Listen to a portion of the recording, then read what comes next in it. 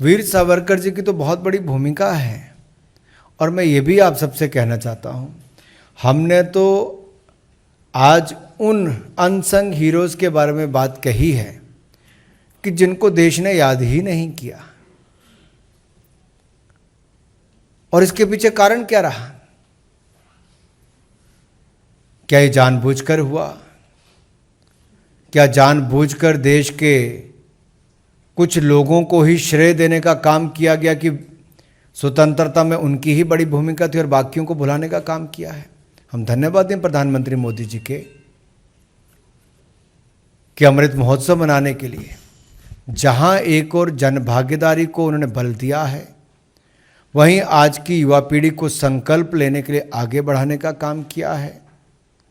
और मैंने तो यहाँ तक कहा कि हमें जिला नहीं, हम पंचायत स्तर से लोगों के नाम निकाल कर ला रहे हैं जिनकी बड़ी भूमिका स्वतंत्रता संग्राम में रही है।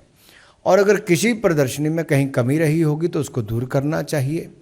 मैं आपसे एक और साझा करना चाहता हूँ, हुनर हाट एक ऐसा प्रयास है जहाँ ग्रामीण अंचल में बैठे ऐसे बहुत सारे शिल्पकार, कारीगर, वास्तुकार, इन सबको प्रधानमंत्री मोदी जी ने हुनर हाट के माध्यम से एक ऐसा प्लेटफॉर्म, एक ऐसा मंच दिया है जहां पर वो अपनी कला को भी दिखाते हैं, रोजगार स्वरोजगार के अवसर भी पाते हैं। 9 लाख से ज़्यादा लोगों को अब तक रोजगार स्वरोजगार के अवसर मिल चुके हैं। ये छोटी बात नहीं है जी। और मैंने तो कहा है कि जो वहाँ के स्थानीय बच्चे कॉलेज के स्कूल के हैं, हमें उनको भी स्किल डेवलप करने के लिए, मैंने नकवी जी से कहा कि आने वाले जितने 35 होंगे उनमें उनको 14 दिन का कोर्स भी करवाना चाहिए।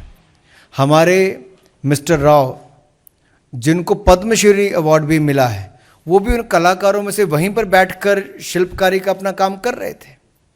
ये अपने आप में दिखाता है कि अवार्ड मिलने के बाद भी वो वहाँ पर अपने घर पर नहीं बैठे, वो हुनर आर्ट में आकर बाकियों को प्रेरणा देने का उन्होंने काम किया है। जी रविंदर जी बताइए।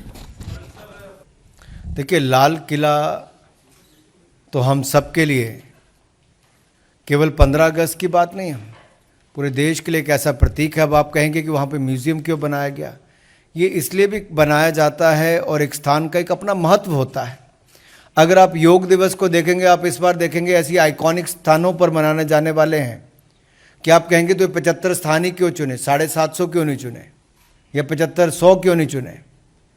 तो हर स्थान का एक महत्व है, लेकिन उससे बड़ा महत्व ये है कि 400वां प्रकाशोत्सव जो गुरु तेग बहादुर जी का मनाया जा रहा है, इतनी भव्यता के साथ पहले किसी ने नहीं मनाया है। ये मोदी सरकार करने जा रही है। और इससे पहले भी 550वें की गुरु नानक देव जी की बात हो, 350वां हमारा गुरु गोविंद सिंह जी का प्रकाशोत्सव मनाने की बात हो, सब मोदी सरकार ने ही किया है। और करतारपुर कॉरिडोर को खोलने का काम भी मोदी सरकार ने ही किया है। अफगानिस्तान से भी जिस तरह से गुरु ग्रंथ साहब को वापस लाने का काम किया गया, एक बार नहीं 3 बार किया गया, सिख भाई बहनों को बचा कर लाने का काम किया, ये हमारी सरकारों ने किया है। साहिबजादों के ऊपर जो बाल दिवस मनाने की बात की, मोदी सरकार ने ही किया है। इसलिए गुरु तेग बहादुर जी का 400वां प्रकाशोत्सव अगर भव्य तरीके से मनाना था तो लाल किले से उचित स्थान मुझे नहीं लगता कोई हो सकता था। देखिए, आलम यह है कि राजस्थान, अगर मैं इसको राजनीतिक रूप नहीं देना चाहता था, लेकिन देश भर की सरकारों ने अपने अपने कार्यक्रम भी यहाँ पर किए, अपने अपने बजट का प्रावधान भी किया। क्या राजस्थान में हुआ है कोई बजट का प्रावधान? क्या ये अमृत महोत्सव केवल भारतीय जनता पार्टी का है? देश का है। देश आज़ादी के 75 वर्ष मना रहा है। जन भागीदारी की हम बात कर रहे हैं, रिजॉल्व संकल्प लेने की बात कर रहे हैं कि अमृत काल में हम क्या करने वाले हैं, ताकि शताब्दी वर्ष जब मनाएंगे तो भारत को किस स्थान पर हम देखना चाहेंगे। इसलिए सबकी भागीदारी की उसमें आवश्यकता है। और मुझे लगता है जिनका अपना इतिहास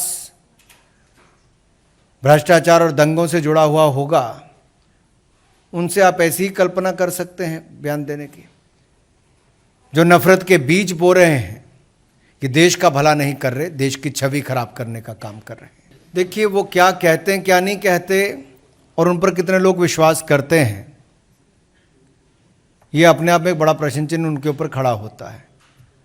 जो राजनीति के लिए, सत्ता पाने के लिए आतंकवादियों के साथ समझौता करने पर चले जाएं, उनके घरों पर सोने चले जाएं, तो इससे बड़ा दुर्भाग्य क्या होगा। मुझे लगता है राजनीति में आप अपनी विचारधारा, अपनी सरकार के नीतियों कार्यक्रमों के बल पर समाज में एक सुधार लाने का काम करते हैं। आपको सत्ता मिलती है, आप उसके माध्यम से अपने प्रदेश और देश को आगे ले जाने का काम करते हैं।